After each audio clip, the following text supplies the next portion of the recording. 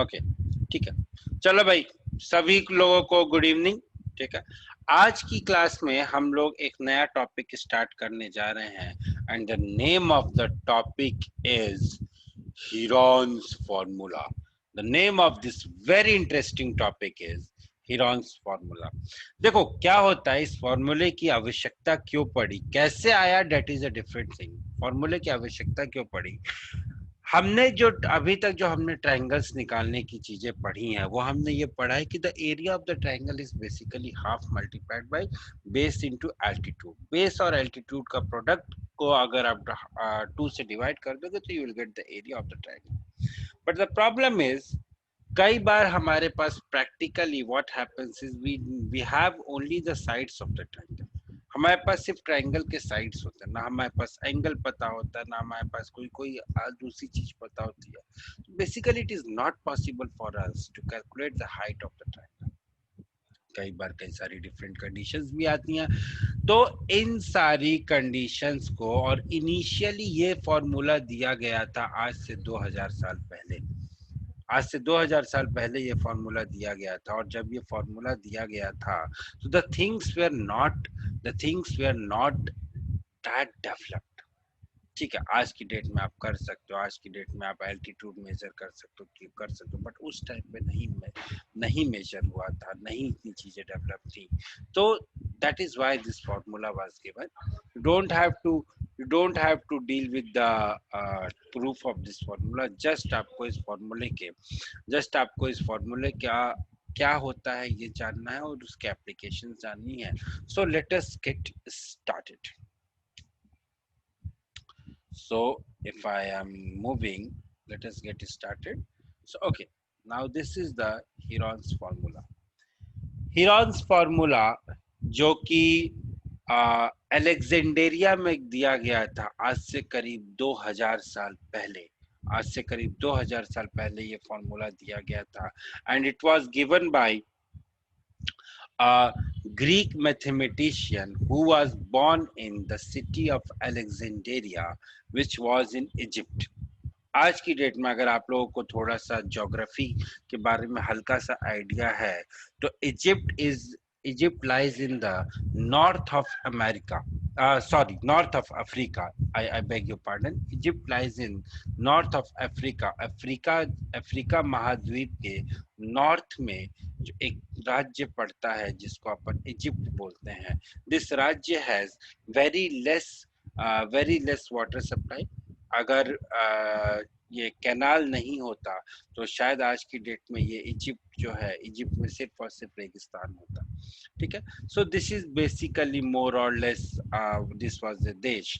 और वहां पे एक ग्रीक मैथमेटिशियन थे, उन्होंने इस फॉर्मूले को दिया था। He was basically engineer also, and his work is representative of Hellenistic scientific tradition. Now, what is the meaning of this Hellenistic? I don't know. I tried to Google it, but मेरे को नहीं मिला। तो मैंने इसको ज्यादा इस पर ध्यान भी नहीं दिया। So because ज्यादा ध्यान नहीं दिया because it is not that related. But if I'm not wrong, basically this word means here this adjective means that they want to tell about the great scientific tradition that this place was having. This place was having a great scientific tradition. Why I'm saying this? Because आप लोगों को ये भी पता होगा कि जो pyramids बने हैं, पिरामिड्स कहाँ थे अगर आप लोगों को शायद मालूम हो, the pyramids were in Egypt only, है ना। और वो पिरामिड्स में आपको शायद पता होगा टन टन के पत्थर थे। जमीन से लेके उस हाइट तक ले जाना उन पत्थरों को, that was a very tedious task and it involved lot of engineering work. आज की डेट में तो ठीक है, you have the techniques, but उस टाइम पे कैसे लेके गए होंगे सोचो, आज से हजारों साल पहले। So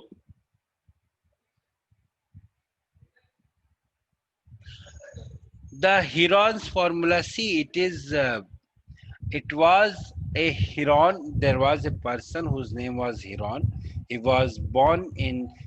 lived from 10th century AD to 70th century AD, and he was a Greek mathematician. And he lived in the city of Alexandria, which is in Egypt. So he was a Greek mathematician who lived in the city of Alexandria, which is in Egypt. ठीक है? And this formula tells the great scientific tradition that this place was already had. This place had a great scientific tradition. So this formula depicts that tradition.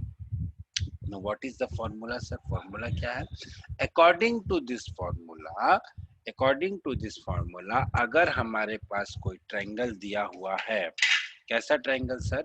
एक minute रुक जाओ, अभी बता देते हैं। Triangle किसी भी टाइप का ट्रायंगल दिया हो, any type, I am not talking that it is a equilateral triangle or an scalene triangle or an isosceles triangle, किसी भी टाइप का ट्रायंगल हो मेरे दोस्त, ये ट्रायंगल हो गया। पहले मैं अपनी फिगर को थोड़ा ऊपर कर देता हूँ, रुको।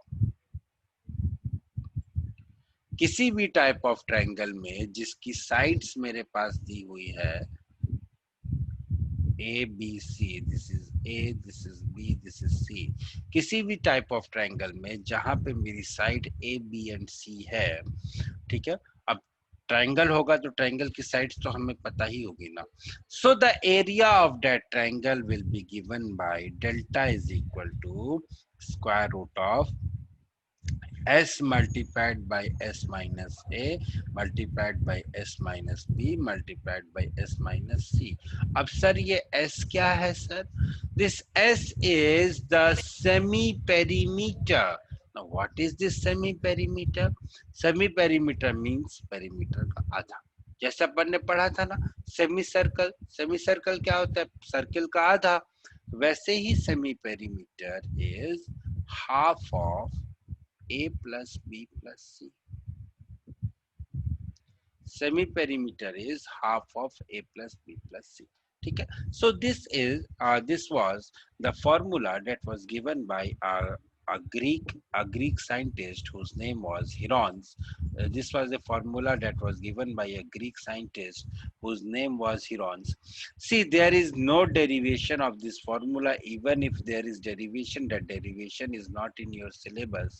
So we won't be dealing with the derivation of this formula. ठीक है? फॉर्मूलों के derivation for this, especially this derivation is not linked, this derivation is not important for you, so we are not going to deal with the derivation of this formula. Fine, चलो आगे बढ़े। Now using this formula, किसका idea, which idea, how did he got an idea of this? Well, my dear friend, actually even I don't know how he got the idea of this. I'm extremely sorry that I don't have this idea, because मैं मेरी शक्ल सूरत से मैं 2000 साल बूढ़ा तो लगता नहीं हूँ. So unfortunately I didn't lived in that period. And as far as the texts that are concerned, the texts are silent about this. He has published a book. He has published a book in which he has tried to mention कि कैसे कैसे ये formula उसके दिमाग में आया, कैसी कैसी चीजें आई, but it is not related to us. We are not here to do some PhD on this topic. हम Heron's formula पे हमें PhD नहीं करना. See, try to understand one basic thing कि आपको पढ़ना क्या है और कितना पढ़ना है.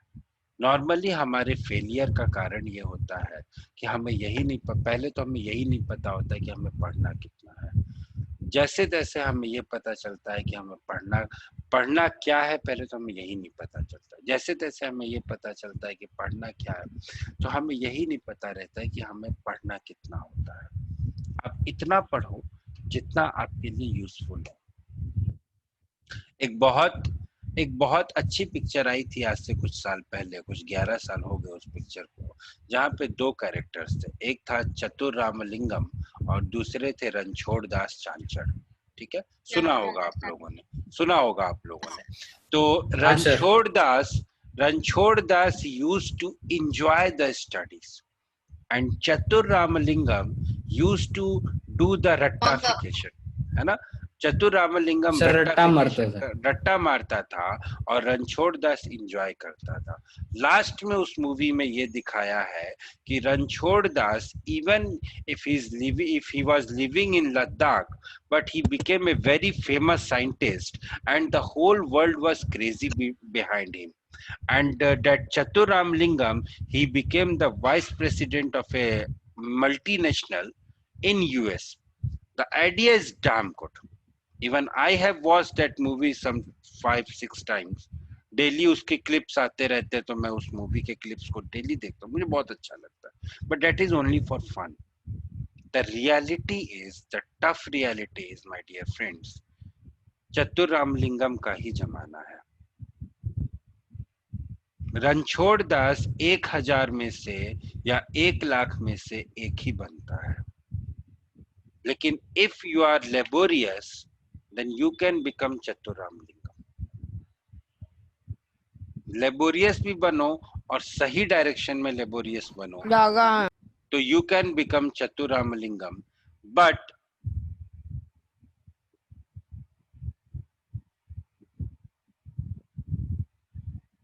do even marks matter, sir? What? Yes, marks matter. Marks do matter. चल, अब हम बात करते हैं perimeter and area of A triangle. एक ट्रायंगल के पेरीमीटर और एरिया की हम बात करें तो भाई सीधी सी बात है. देखो बेटा, बहुत सिंपल सी चीज है. मैंने आप लोगों को सर्किल पढ़ाते वक्त भी बताया था, मैंने आप लोगों को पहले भी बताया था. Perimeter is the length of the boundary, sum of the length of the boundary. Triangle is a closed figure, सब जानते हो. क्लोज्ड फिगर है तो कुछ बाउंड्री होगी. क्लोज्ड फिगर है तो कुछ बाउंड्री होगी. आपकी टाउनशिप क्लोज्ड है तो कैसे क्लोज्ड बनी भाई? उस टाउनशिप के चारों तरफ एक बाउंड्री वॉल है जो कि कटीले तारों से बनी हुई है. तो उस बाउंड्री वॉल की जो लेंथ होगी, that will be the perimeter of your township. The boundary wall of that length, the length of that boundary wall will be the perimeter of your township. अगर मैं बोलता हूं कि this is Reliance Green, so ये एक township है. इस township की जो बाउंड्री वॉल है, इस टाउनशिप की boundary wall is AB plus BC plus AC. So this will be the perimeter. This will be the perimeter. हो सकता है बाउंड्री वॉल ट्रायंगुलर शेप में भी हो सकती है, कोई प्रॉब्लम नहीं है. सो this will be the perimeter. जरूरी थोड़े ना बाउंड्री वॉल मतलब सर्कुलर ही हो. सो दिस इज द पेरीमीटर. तो जहां पे भी पेरीमीटर की बात आती है, याद रखना perimeter is just the length of the boundary walls. अब एरिया की बात करते हैं. Area is nothing but half product of base and altitude और हाइट डिवाइडेड बाय 2. अब अगर हम राइट एंगल ट्रायंगल की बात करें सर, तो यहाँ पे थोड़ा सा डिफरेंट हो जाएगा. It will be half multiplied bye b multiplied by h, and here this d will be equal to square root of b square plus h square. ठीक है, this d will be equal to square root of b square plus h square. अब अगर आपको कोई बोलता है कि what is the perimeter of this triangle, तो पेरीमीटर ऑफ दिस ट्रायंगल कितना होगा सर? b हो जाएगा, b में h जोड़ दो प्लस इसमें square root of b square plus h square जोड़ दो. This will be the perimeter of the triangle. अगर किसी ने पूछा what is the area of the triangle, तो एरिया निकाल दो, half into b into h. Simple सी बात. अब इसमें फॉर्मूला, या तो फॉर्मूला बना के दिन रात रटते रहो, अपने दिमाग को खराब करो, या सिंपल सा कंसेप्ट को यूज करो कि what is the concept here. मुझे पेरीमीटर निकालना है, पेरीमीटर क्या होता है, ये होता है. मुझे एरिया निकालना है, एरिया क्या होता है, ये होता है. खत्म करो ना यार, इतना क्या मगजमारी करने का. Next is isosceles right angle triangle. Now when I am saying isosceles, जब जहां पे भी वर्ड आता है आइसोसेलेस, अब देखो एक बात बताता हूँ आप लोग को. जहां पे वर्ड आता है आइसोसेलेस, पहली चीज जो आपके दिमाग में स्ट्राइक करनी चाहिए वो ये स्ट्राइक करनी चाहिए, 3 में से 2 साइड्स इक्वल होंगी. पहली चीज जो आपके दिमाग में स्ट्राइक करनी चाहिए वो ये स्ट्राइक करनी चाहिए सर कि 3 में से 2 साइड इक्वल होंगी. अब दूसरी चीज ये, अब यहाँ पे देखो मेरे दिमाग में कंफ्यूजन आ रहा है. क्या कंफ्यूजन आ रहा है? कंफ्यूजन ये आ रहा है सर कि इन्होंने क्या किया, इन्होंने दो इस साइड को और इस साइड को इक्वल मान लिया. क्या मैं can AB be equal to AC? My question is this. क्या No, sir. AB equal to AC हो सकता है? No, sir. The first answer that I got was no, sir. Why, sir? बताओ, sir. क्यों नहीं हो सकता? No, sir. Sir, because the sir नहीं hypotenuse होगी. is the longest side. Because the hypotenuse is the longest side. How hypotenuse is the longest side? I don't know this. Can you please tell me the logic behind this? Why hypotenuse is the longest side, my dear friend? By Pythagoras theorem. Pythagoras theorem. I have not taught you. Sir, may I say the exact Yes, only? May I बताइए. say exactly? बताइए. Sir ये जो right angle triangle होता है sir, उसमें जो मतलब इस वाले ट्रायंगल में ए बी सी जो एंगल है वो 90 डिग्री और वो पूरे ट्रायंगल का सबसे बड़ा है एंगल है, तो angle opposite to the biggest angle is longest. Very The good. side opposite to the larger angle. Very good. Very good. What is your name? Although you have answered lot of time, but what is your name? So my name is Jill. Very good. Very good. I'm extremely happy. I'm extremely happy. चलो. It was just like. अरे ठीक है sir यार. Can't it be like that sir, अगर Pythagoras लगे तो दूसरी side 0 हो जाएगी, इसीलिए ऐसा तो ट्रायंगल बनेगा ही नहीं. पाइथागोरस के भी बात मत करो. पाइथागोरस अभी हम लोगों ने नहीं पढ़ा है. पाइथागोरस की बात मत करो. ठीक है. Don't talk about Pythagoras. Sir, it was like that, sir. Sir, side perpendicular to 90 degree will. देखो, ईगो की बात मत करो कि भाई मैंने उसकी तारीफ कर दी तो हम पीछे हो गए. ऐसा कुछ नहीं होने वाला है. देखो ध्यान से समझो. एक बहुत अच्छी बात बताई आपके दोस्त ने क्या बताया कि सर पहली चीज जब हम लोगों ने जब हम लोगों ने ट्रायंगल्स के बारे में पढ़ा था, उस क्लास के डिस्कशन को याद करो. मैंने आप लोगों को बताया था कि बेटा राइट एंगल ट्रायंगल क्या होता है. the thing was, the answer was a triangle in which one angle is 90 degree and the greatest angle in that triangle is 90 degree. उस ट्रायंगल को हम लोग राइट एंगल ट्रायंगल बोलते हैं. क्योंकि किसी भी ट्रायंगल में अगर वो राइट एंगल ट्रायंगल है तो 90 डिग्री से ज्यादा कोई एंगल, और अगर एक एंगल 90 डिग्री दिया हुआ है, अगर कोई राइट एंगल ट्रायंगल है और अगर उसमें एक एंगल 90 डिग्री दिया हुआ है तो बाकी के जो दो एंगल्स होंगे that will be always always and always less than 90 degree. This was the definition जो हम लोगों ने पढ़ा था राइट एंगल ट्रायंगल का. इसके अलावा तो कोई डेफिनेशन था नहीं. और उसी चैप्टर में जब हम लोग इनइक्वालिटीज पढ़ रहे थे बेटा, तो मैंने एक बात आपको बताई थी कि the side opposite to the greatest angle is the greatest. अब इस ट्रायंगल में ये वाली साइड जो है वो ग्रेटेस्ट, ये वाला जो एंगल है वो ग्रेटेस्ट है. Therefore AC will be the greatest side. बात समझ में आया? AC will be the greatest side. So now if AC is the greatest side, तो definitely बात है कि AC जो है वो A के इक्वल तो हो नहीं सकता. तो this will be A, this will be A. ठीक है. So AC is not equal to A. So AB will be equal to BC will be equal to A and AC. अब AC की length क्या होगी sir? तो यहाँ पे हम एक पाइथागोरस थ्योरम लगाएंगे and we know that the hypotenuse is equal to square root of a square plus a square, which is equal to root 2a. I'm not saying that the explanations that you guys gave is incorrect, but I wanted to listen to this explanation. जो explanation आपके friend ने दिया, that was the perfect explanation at this stage. Pythagoras को use करके you can say anything, you can use it, but the explanation that he gave, that was the best here. Because मैं यहाँ पे थोड़ा triangles के part में जाना चाह रहा था and definitely he gave me that thing. हाँ पीयूष बताइए, आप कुछ कह रहे थे. You message that you want to say something. Please बोलिए. Sir, can you see the chat?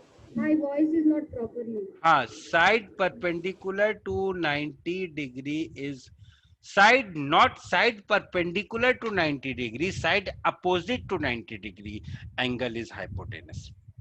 Side opposite to 90 degree is by definition it is called as hypotenuse. ठीक है?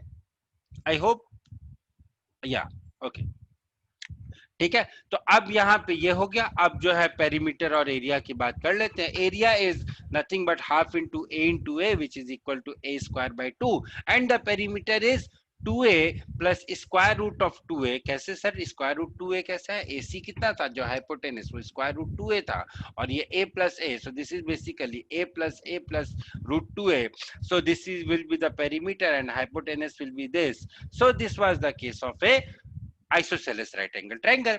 ऐसे ही हंसते हंसते पढ़ो, mathematics will become very easy.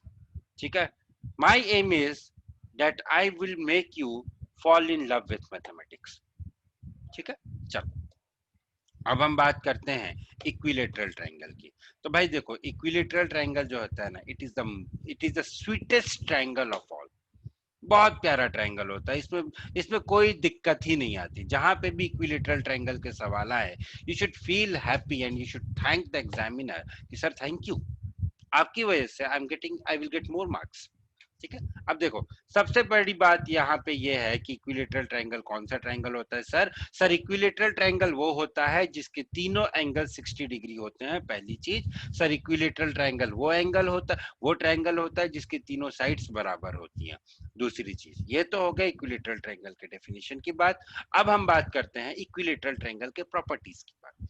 तो equilateral triangle में पहली प्रॉपर्टी ये होती है, I don't know what will be its use here, whether it is used here or not, but the first property of this equilateral triangle is, हम लोगों ने 3 terms पढ़े हैं अभी तक। एक पढ़ा है सेंट्रॉइड, दूसरा पढ़ा है सर्कमसेंटर, तीसरा पढ़ा है इन सेंटर। याद है किसी को क्या क्या ये चीजें होती हैं? सेंट्रॉइड, सर्कम सेंटर, इन सेंटर, ये तीनों चीजें हम लोगों ने पढ़ी हैं। तो बेटा इक्विलेटरल ट्रायंगल के केस में सेंट्रॉइड, सर्कम सेंटर, इन सेंटर, ऑर्थो सेंटर, सारे सेंटर्स एक ही पॉइंट पे होते हैं। इक्विलेटरल ट्रायंगल के केस में ऑल द सेंटर्स कोइंसाइड, पहली चीज। दूसरी चीज, the second property of equilateral triangle is equilateral triangle is a special case of an isosceles triangle, पहली चीज। दूसरी चीज ये कि equilateral triangle में ये जो BD होगा, this BD will be equal to CD। second thing is this angle BDA is equal to 90 degree. What I mean to say, median is also the altitude, is also the angle bisector. Median is altitude is angle bisector. Bisector is also perpendicular bisector. Perpendicular bisector. ठीक है, ये हो गया in an equilateral triangle. Now this is especially for an equilateral triangle only.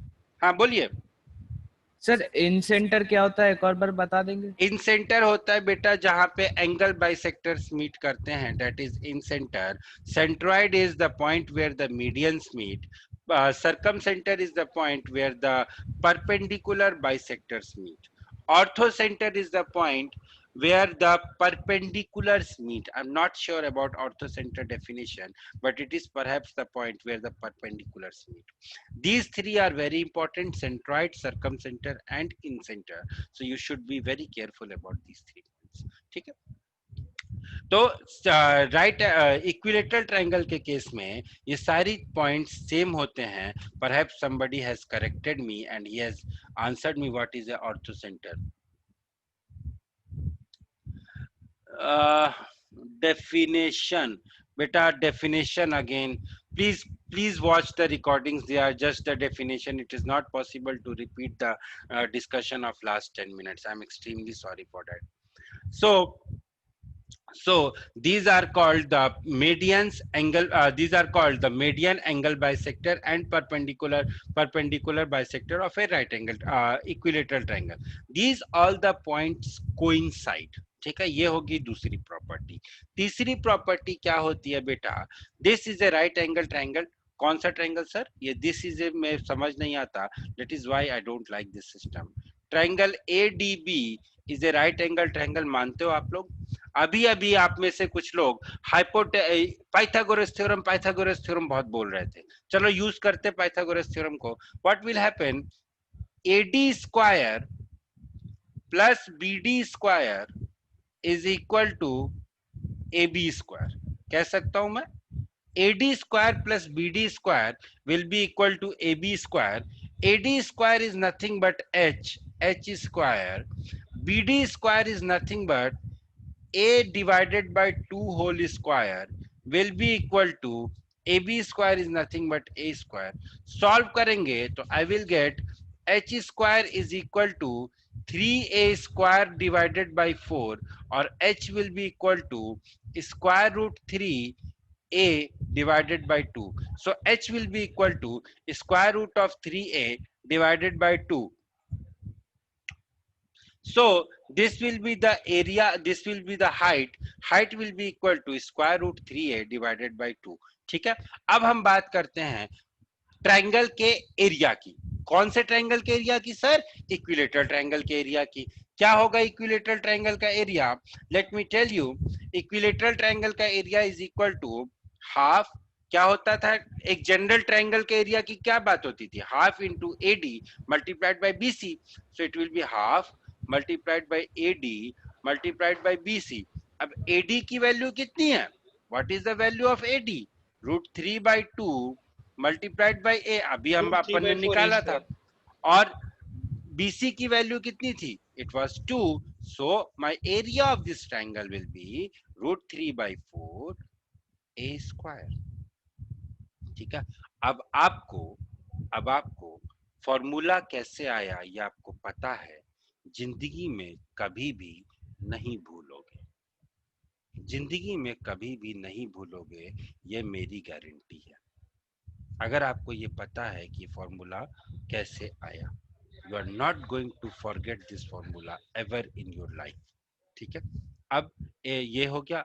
इसके अलावा एक और चीज आती है, इक्विलेटरल ट्रायंगल का perimeter. So the perimeter will be equal to a plus a।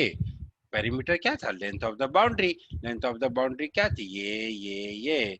So this will be equal to a plus a which is equal to 3a.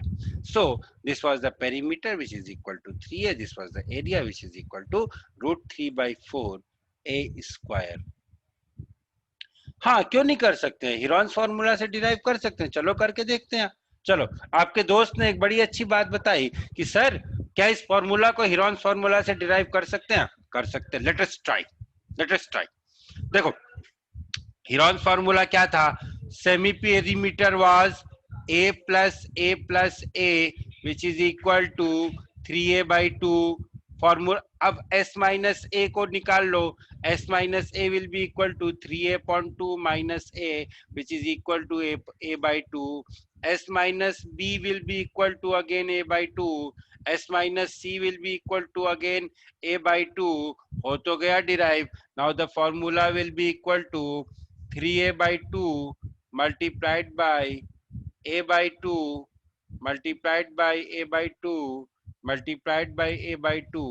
So this will be nothing but, यहाँ पे 4 आ जाएगा, ठीक है, और यहाँ पे √3 आएगा, और हियर इट विल बी, देखो √3 कैसे आया, यहाँ पे स्क्वायर रूट के बाहर जब अपन कुछ लेते हैं तो पेयर जो होता है उसको सिंपल नंबर लेते हैं, अदरवाइज जो नंबर पेयर में नहीं होता उसके ऊपर अपन रूट का साइन चिपका देते हैं। यहाँ पे 3 जो है वो उसका कोई पेयर नहीं है, तो 3 के ऊपर रूट का साइन चिपका दो तो ये √3 हो जाएगा। 2 के 2 पेयर्स हैं, या ऐसे मल्टीप्लाई करके देख लो, 2 into 2 is 4, 4 into 2 is 8, 8 into 2 is 16 and √16 is 4. So this will be root 3 by 4. अब यहाँ देखो a into a square into a is a cube into a is a raised to the power 4. So this will be a square. So finally, from here also you are getting the formula that the area of the equilateral triangle is equal to root 3 by 4 a square. अगर आपने isosceles triangle के बारे में पूछा होता कि sir क्या हम इसे प्रूव कर सकते हैं, मैंने आपको यही बोला था कि try it yourself. But since it was very easy for an equilateral triangle, that is why I did. ठीक है? So as a teacher, I can have some liberties, right? And I'm not wrong in this also. So from here, I got that the area of the triangle is equal to root 3 by 4a square and the perimeter is equal to 3a. This was मैं बता रहा हूँ sir ये formula Heron's formula से। अच्छा, आपने ये बोला कि आप ऐसा बता रहे हैं, कोई बात नहीं, मैंने इसे डिराइव कर दिया। ठीक है, देखो चैप्टर के हिसाब से चैप्टर खत्म, इस चैप्टर में और कुछ नहीं है। The chapter is over, now we have to do the questions. Chapter over हुआ है, एक काम पूरा हुआ है, अब हमें क्वेश्चंस करना है, क्योंकि this is the smallest chapter. In subjective question exam in the method can be, yes you can directly use the method, ये तो directly use ही करना ही है ना बेटा, you're not required to derive anything. derive करने जाओगे फंस जाओगे, कुछ मत derive करो, जो चीज फॉर्मूला बोल के दिया हुआ है उस फॉर्मूले को यूज करो। चलो पहला question, and see don't try to be over smart, question यहाँ पे है एंड आई एम टॉकिंग, तो सॉल्व नहीं करना है आप लोगों को, जब बोलूंगा तभी सॉल्व करना है। So the first question in front of you is this one. The time allotted for this question is 1 minute. Please जल्दी से solve कीजिए and answer the triangle. ठीक है सर, निकाल देंगे। सबसे पहली चीज जो आपको देखने के बाद आपको समझ में आनी चाहिए, in both the methods, the first thing that you should understand here is this. They are talking about a Pythagoras triplet. That is, they are talking about a right angle triangle.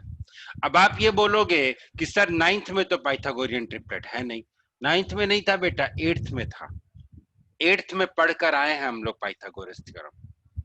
तो you should know this, that they are talking about Pythagorean triplet. और Pythagorean triplet अगर कहीं पे है तो basically they are representing the sides of a right angle triangle. पहली चीज इस क्वेश्चन को देखने के बाद जो आपके दिमाग में आनी चाहिए वो ये आनी चाहिए। अब देखो क्या होगा, राइट एंगल की बात, राइट एंगल ट्रायंगल की बात कर रहे हैं तो भाई राइट एंगल ट्रायंगल बना दीजिए। This is 5, this is 12, this is 13। Definitely ये 13 होगा, ये दोनों इंटरचेंज कर सकते हैं, उससे कोई मतलब नहीं है यहाँ पे। अब देखो ध्यान से, ये तो साइड्स का था, हमने क्या किया, इसको 5x, 12x और 13x मान लिया, where x is the common number. देखो अब यहाँ पे x क्या है इसको समझने की कोशिश करते हैं। ये जो साइड्स होंगी ना, या तो 5, ये वाली जो साइड होगी या तो ये 5 होगी या तो 5 का मल्टीपल होगी, क्योंकि रेशियो दिया हुआ है 13:12:5, यानी कि here the sides can be 13, 12, 5 और 26, 24, 10 or anything, but basically they will be multiple of 13, 12 and 5। ठीक है, तो ये जो x है ना यहाँ पे, ये एक नेचुरल नंबर है जो कि 1 से लेके कुछ भी हो सकता है। कुछ भी कितना हो सकता है सर, कैसे डिसाइड करेंगे? इसके लिए हमें एक दूसरी कंडीशन दी हुई है। क्या कंडीशन दी हुई है? देखो, the perimeter of the triangular field is 450 metre. इस फील्ड का पेरीमीटर मुझे दिया हुआ है 450 मीटर। तो पेरीमीटर हमने पढ़ा था ना, क्या पढ़ा था sir? Perimeter was 12x plus 5x plus 13x which is equal to 450। तो यहां से जब आप सॉल्व करोगे, 12 प्लस 13 होता है 27, कुछ गड़बड़, 12 प्लस 13 होता है 25, 25 प्लस 5 होता है 30, 30x इज इक्वल टू 450 और x इज इक्वल टू 15। ठीक है, x आ गया मेरे पास 15। अब करना क्या है, एरिया निकाल दीजिए। Area will be equal to half multiplied by 5x multiplied by 12x। ठीक है, so it will be 30 multiplied by 15 multiplied by 15, so 15 square is 225। अब 15 का स्क्वायर पता होना चाहिए भाई, नहीं पता है तो मैं कुछ नहीं कर सकता। so it will be 225 multiplied by 30 which is equal to 6750 unit square, square unit.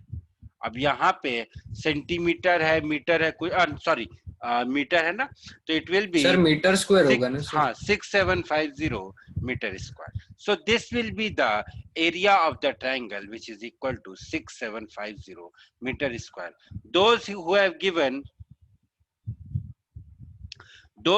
given the answer as हाँ नहीं ठीक है, everyone has given the correct answer, everyone has given the correct answer।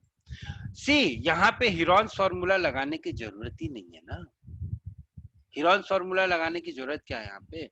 सीधी सीधी बात है यार कि पाइथागोरियन ट्रिपलेट दिख रहा है, पाइथागोरियन ट्रिपलेट दिख रहा है, काम कर लो। Even if you are applying Heron's formula, चलो let us try to solve it like the other way, कि आपके फ्रेंड ने बोला कि सर यहाँ पे हिरॉन्स फॉर्मूला लगाएंगे तो कैलकुलेशन थोड़ी कॉम्प्लिकेटेड होगी, देखते हैं हम, लेट अस सी। क्योंकि मुझे पता है what is the mistake he is doing, what is the mistake he is doing, what is the mistake Sunny is doing. I know what is the mistake you guys are doing. Let us try to analyze this question further and try to solve this by the use application of Heron's formula. हमने क्या किया sir, मेरे पास जो sides दी हुई हैं वो 13x 12x और 5x दिया हुआ है। Quickly I calculated semi perimeter, S came out to be 15x।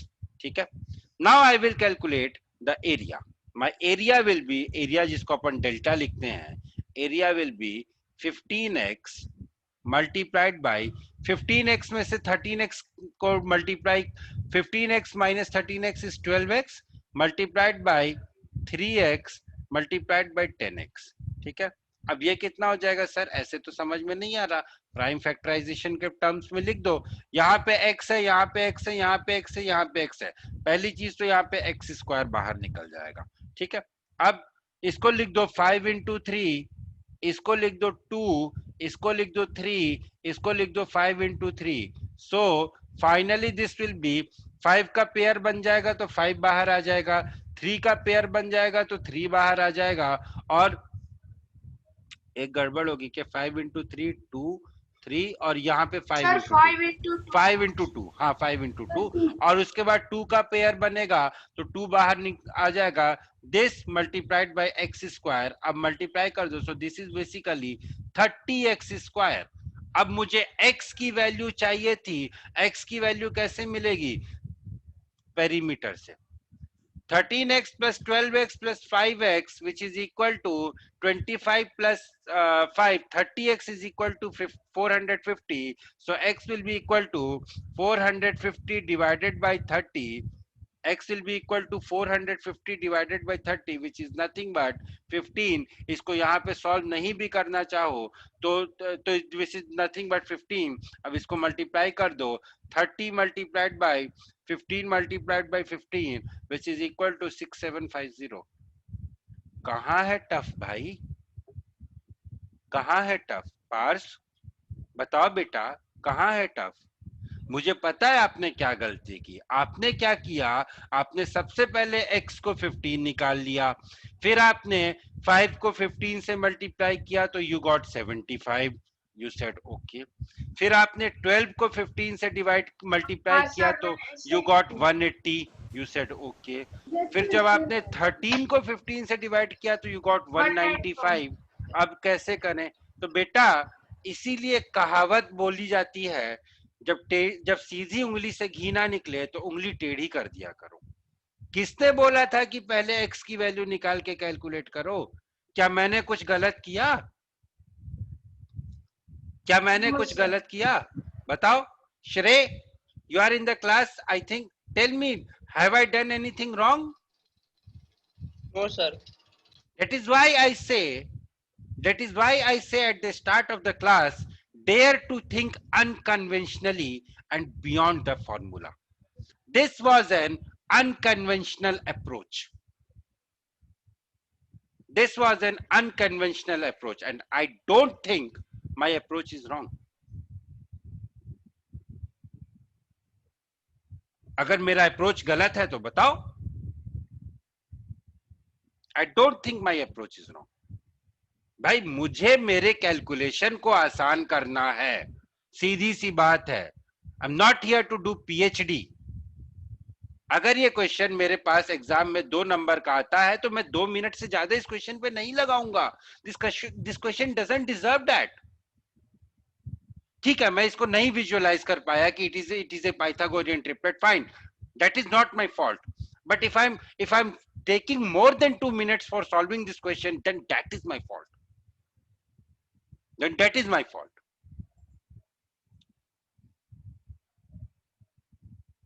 Yes, you got your answer by 6-7. Here also we are getting 6-7-5-0, and we also did by Pythagoras theorem only. But I hope you have not done it like that कि पहले आपने 13 को 15 से multiply किया, फिर 12 को 15 से multiply किया, फिर 5 को 15 से मल्टीप्लाई किया, उसके बाद ये सारा काम आपने नहीं किया होगा. I just wish. हाँ, good, very good. So this was the thing. That is why I wanted to deal with this question like that also. ठीक है, पाइथागोरियन ट्रिपलेट देखिए बहुत अच्छी बात है, बहुत खुशी की बात है. मान लो यहाँ पे रेशियो कुछ इस तरीके से होता 25:24:7. अब 9th क्लास में जब आप पहली बार पाइथागोरस थ्योरम पढ़ते हो तो आपसे ये उम्मीद नहीं रखी जाती है कि आपको सारे पाइथागोरियन ट्रिपलेट पता होंगे, या आप हर जगह हर सारे साइड्स के पास आप जा के उससे पूछते रहोगे भाई तू पाइथागोरियन ट्रिपलेट तो नहीं है. पता चला आपने पूरी मेहनत करके सारी कैलकुलेशन करके देख लिया और पता चला वो पाइथागोरियन ट्रिपलेट नहीं निकला. आपने तो वेस्ट कर दिया ना टाइम. आपने तो वेस्ट कर दिया ना टाइम. मैं आपसे बड़ा हूं, मैं ज्यादा दिनों से पढ़ा तो मुझे ये देखते ही पता चल रहा कि हाँ it is a Pythagorean triplet. Fine, that is valid for me. I can explain you also कि हाँ इस तरीके से है इसलिए पाइथागोरियन ट्रिपलेट है. But that is not valid for you. आप हो सकते है इस चीज को नहीं पता कर पाओगे, तो that is not your fault. But if you are making the calculation very long, that is your fault. You should work, you should continuously think to shorten your calculation. This is a challenge. कैसे calculation को short करना है, that should be your challenge. चलो आगे बढ़े. एक question और है, इसको कर लेते हैं, then I will wind up. The perimeter, हो सकता है ये क्वेश्चन थोड़ा सा लंबा भी हो जाए, तो अगर टाइम थोड़ा एक्सीड होगा तो आई होप किसी को कोई प्रॉब्लम नहीं है.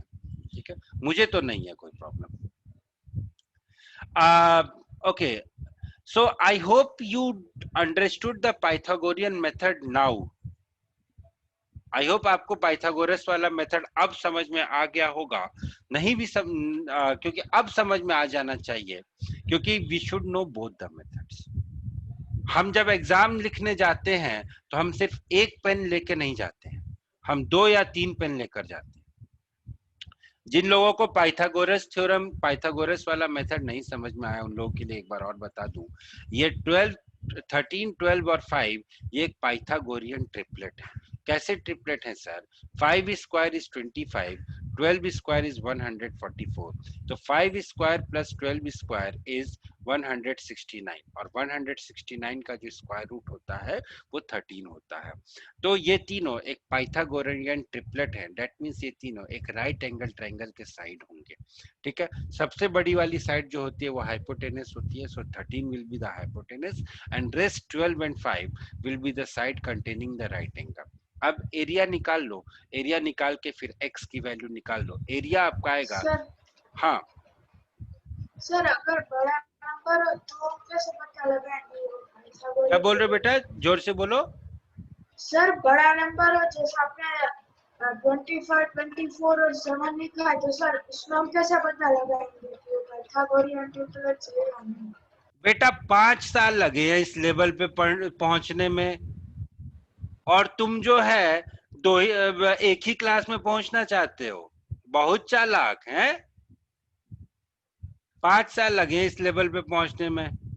चलो I'll just tell you दो नंबर्स को स्क्वायर कर लो, ऐड कर लो, और तीसरे का स्क्वायर करके चेक कर लो if the square is coming out to be same, if the sum is coming out to be same, then they are the Pythagorean triplets.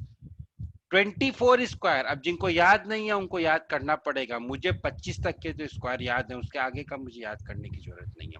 24 square is 576, 7 square is 49, और इसको add करने में मुझे 2 minute से ज्यादा का मुझे 5 सेकंड से ज्यादा का समय नहीं लगेगा।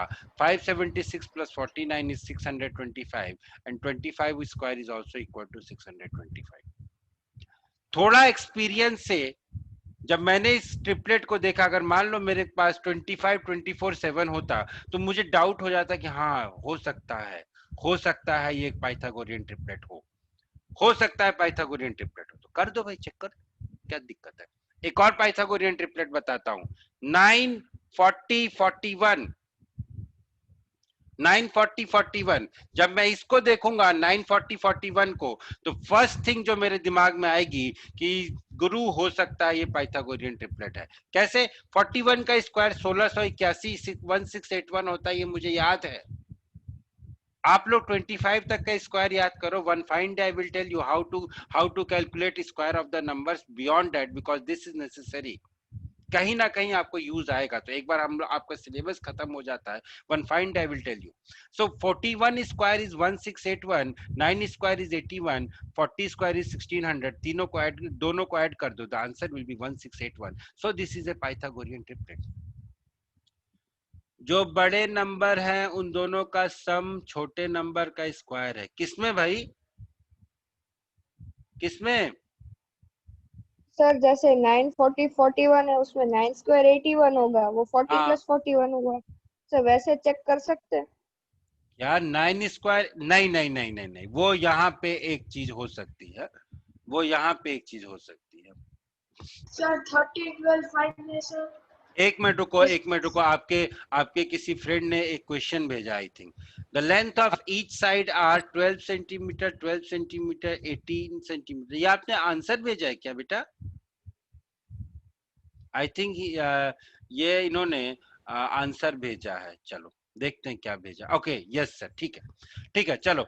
ये जो आप बोल रहे हो वो हो सकता है, but it is not valid, so I won't suggest this. Chalo, let us do this question.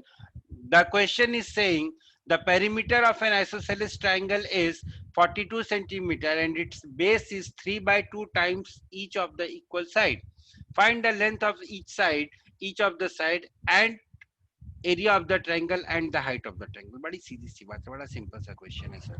Sir Done. चलो, I know each one of you must have done this question.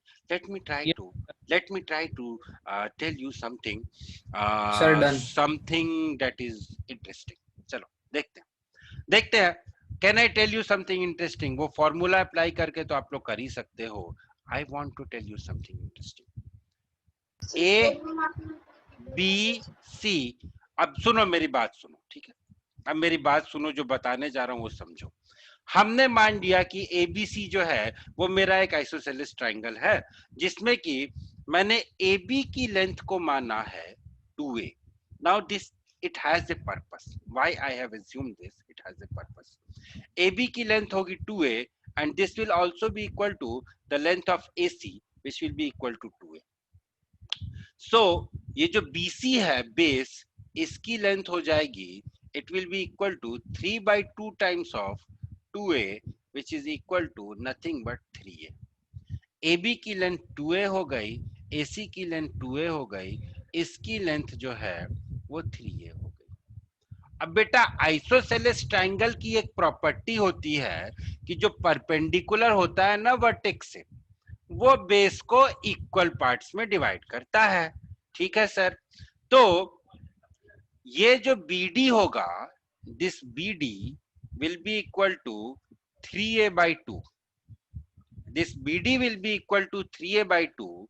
So by the application of Pythagoras theorem, I can say that this AD will be equal to 4a square minus 9a square by 4 इस पूरे का under root, which is equal to √7a by 2. यहां तक बात समझ में आ गई? क्या किया मैंने? यहां तक बात समझ में आ गई? क्या किया मैंने? Please confirm. एक बार वापस बताएंगे? Yes sir. ठीक है, मैंने क्या किया?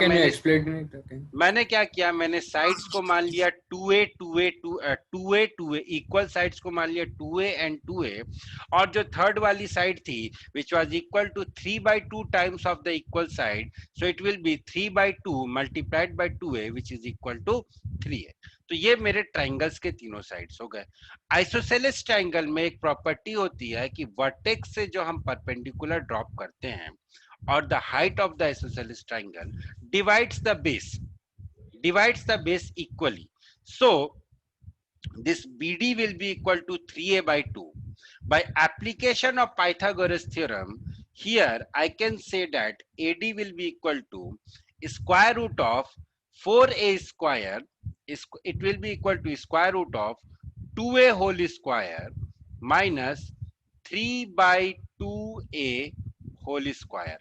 तो इसको जब आप सॉल्व करोगे तो it will B 4a square minus 9a square by 4 which is nothing but √7a divided by 2. ठीक है सर, ये हो गया. अब हमें पता करना है, अब AD मिल गया, BC मिल गया, अब मैं एरिया ऑफ ट्रायंगल की बात करता हूं. तो area of triangle will be equal to half into √7a by 2 multiplied by 3a, which is equal to 3√7 divided by 4 multiplied by a multiplied by a. अब क्या मेरा क्वेश्चन कंप्लीट हो गया है? नहीं सर, एक minute, let me complete first. क्या मेरा क्वेश्चन कंप्लीट हो गया है? नहीं. इसलिए नहीं हुआ है क्योंकि अगर आपने यहां पे छोड़ दिया ना, आपको 0 नंबर मिलेगा. अब मेरे को a निकालना है. a कैसे निकालूंगा सर मैं? मुझे ये पता है कि the perimeter of an isosceles triangle is given to me as 42. Triangle के साइड्स क्या क्या थे? 2a and 3a. So I will have 4a plus 3a is equal to 42. So a will be equal to 6. The perimeter of the triangle will be equal to 6. Finally, my area will be equal to 3√7 divided by 4 multiplied by a multiplied by 6 multiplied by 6. इसको solve करोगे तो ये 36 है, ये cancel होके ये 9 हो जाएगा. It will B 27√7 centimetre square. ये तो हो गया area of the triangle. Height of the triangle कितना आया था? √7/2 into a. So it will be √7/2 multiplied by 6, which is equal to 3 times 3√7. This is equal to height. Length of each sides कितनी थी? 2a वाला हो जाएगा 12, 12, 12, 18. 12, 12, 18. ठीक है. So you can solve this question by the application, by the use of formula. You can solve this question like this also. जैसे समझ में आए वैसे आप कर सकते हो. हाँ, अब आप बताइए, कोई कुछ बोल रहा था, बोलिए. somebody was saying something. हाँ. अगर 2a की जगह 4a लेके करते तो और ज्यादा इजी हो जाता. यस, 2a की जगह 4a लेके करते तो और ज्यादा आसान हो सकता था, लेकिन बेटा उस केस में 4a and 3/2 multiplied by 4a which is equal to 6a. नहीं, लेकिन उसके, हाँ ठीक है, उस केस में आपका बस जो रेशियो आता वो यहाँ पे 6 आया था, वहां पे 3 आ जाता, और कोई डिफरेंस नहीं आता. जो रेशियो यहाँ पे 6 आया था वो रेशियो उस समय 3 आ जाता, और कोई डिफरेंस नहीं आता. Okay, tell me what you didn't understood. Tell me what you didn't understood. Sir, from the Hmm. step you did AD is equal to 4a square minus 9a square by 4. Sir, from there I didn't understand. Okay, AD was equal to square root of 4a square minus 9a square divided by 4, यही था। अब हमने क्या किया, LCM ले लिया, so it will be 4 into 4 कितना होता है 16, 16a square minus 9a square divided whole divided by 4। So 16a square minus 9a square कितना हो गया 7a square. So it will be square root of 7a square divided by 4 which is equal to root 7a divided by 2. अब AD मिल गया आपको, ठीक है। Area क्या होता है ट्रायंगल का, half into base into altitude. So you did it like this, half into root 7a by 2 multiplied by 3a। इसको जब आपने सॉल्व किया तो आपके पास आया 3 रूट 7 बाई 4 a स्क्वायर। अभी आपका क्वेश्चन कंप्लीट नहीं हुआ है because you don't know what is a आपको पता चलेगा the perimeter of the triangle is 42 centimetre. हमने साइड्स क्या क्या मानी थी, हमने साइड्स मानी थी 2a 2a और 3a। जब आप इसको ऐड करोगे तो 2a plus 2a is 4a, 4a plus 3a is 7a, 7a is equal to 42, सो a will be equal to 6। अब यहाँ पे a की जगह 6 रख दीजिए and then you will get the area of the triangle, ठीक है। Yes, sir. Yes, when you took the side as equal to a then it will be complicated, क्योंकि फिर वो 3 by 2a करो, फिर 3 by 4a करो, तो वो बेकार में प्रॉब्लम आ जाएगी। रिजल्ट सेम आएगा, रिजल्ट सेम आएगा।